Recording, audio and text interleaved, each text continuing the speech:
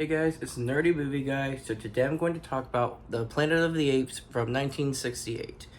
Now this one's a classic. I've been reviewing some of the other movies and, well, although a lot of the others are really great movies, it's hard to compare them to this one. This is the one that started it all. It introduced this concept and it just kind of just branched off a franchise that's about to be 10 movies in the making. So I have this 5 movie collection. So I have Planet of the Apes here. I'm gonna be watching the next one pretty soon. Now it's funny because they don't actually have a 5 film collection in 4K yet, which is a little strange. A lot of the older movies, or really, in my opinion, the older the movie, sometimes the better the 4K transfer is. So I'm just surprised there's not a 4K version yet, but I'm sure there will be eventually. I know we have the 2010s trilogy in 4K, and with Kingdom of the Planet of the Apes coming out, I hope that they will revisit these 5 for a 4K release, whether bundled, whether in a steelbook, or just individual releases, even just one at a time. I hope we get a 4K. Nonetheless, let's dive into this movie. The opening, the first 10 minutes, the script and the plot and the characters, I don't feel was dated. I think with the rocket in space and the rocket landing, I think a lot of the visuals and the cinematography does look pretty dated, but it's expected. This movie did come out in the 60s. However, you would think, I believe this is something that they might change for a 4K release. They might redo this scene. They just might use it just for CGI or something. I don't know. That's the one thing that felt dated to me about this movie. But in this original one, you have the concept of apes ruling the planet, and this movie just handles it in a way that the others haven't. So we get to learn more about these characters, and our main character, Taylor, he's the one who's just trying to explore this planet. And what's interesting is, for a while that I didn't recall from when I watched these movies before, I've seen them a long time ago, and I'm just started rewatching them all. And I didn't notice until now that Taylor and his crew, they believed that they were on a different planet. I forgot they didn't even consider that this planet could be Earth. And it just goes to show how long it's been since I've seen these movies. So that was an interesting concept. And just their interactions, he eventually obviously does speak. And I think this sort of elevated the movie and progressed the plot so much quicker. It felt so fast-paced after he spoke. And it was just more interesting, it was more engaging.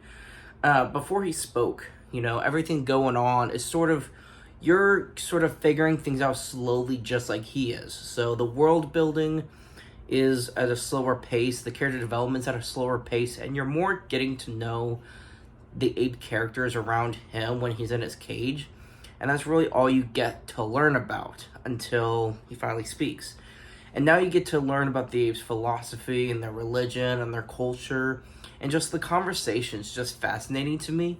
It just makes me realize how in-depth their storytelling and the script was for this movie. You can just tell that there were so many ideas that probably didn't even make it into this movie.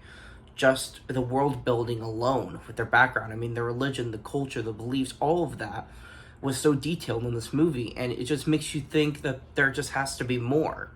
So that part was very fascinating to me. And of course, the acting's pretty well done. Of course, this is in the 60s, so you're not going to get... You're not going to... It's hard to compare performances to today from this movie. And for me, I just look at it for what it is. And I enjoy it. I remember watching these as a kid. I watched the trilogy, most of them in theaters. When I learned about the remake in 2001, I ended up watching that when I found out about it. So I've just sort of always enjoyed movies from this franchise. So that's just something that I've always appreciated, is the originality, because the concept of apes sort of ruling the earth, there's not really hardly any other movies out there with a similar concept or the same concept. So this movie was really well done. I really enjoyed it. Once he speaks, obviously the plot does pick up, and like I said, the more fast-paced it is, I feel like the more information you're getting at once, and it just sort of takes you back. You just kind of just sit back, you take a breath, and you're trying to just absorb everything you're learning about this franchise and this movie. And it just makes it more fascinating to me and more captivating when the movie finally does end. Is now you've just had this half of the movie's fast-paced character growth and story growth, and you're just trying to absorb all of that. And when the movie's finally over, because there's so much unanswered and there was so much you're learning so quickly, I think it gives the impact of wanting to just talk about it with others, and you're running the thoughts through your head trying to figure things out. And I think it gives the impression that the story and the details of the movie kind of just stick with you after you watch it. I was thinking about it for a while after finishing the movie. You know, I just appreciated the movie as for what it was, but I was also wondering more about it. And that's why I'm so excited to watch Beneath the Planet of the Apes. Is I just want to see more about this story because I don't really remember it all that well. And I want to be, I want to be more knowledgeable about these movies for saying I love them so much. So I want to reignite that passion for this franchise as it's already begun by watching the rest. This movie it's a close 10 out of 10 for me. It's probably 7.5 and 8 out of 10. I don't know. I just really enjoyed it. And it's hard because of the acting, because of the visuals, because it's in the 60s. It's hard to defend its details.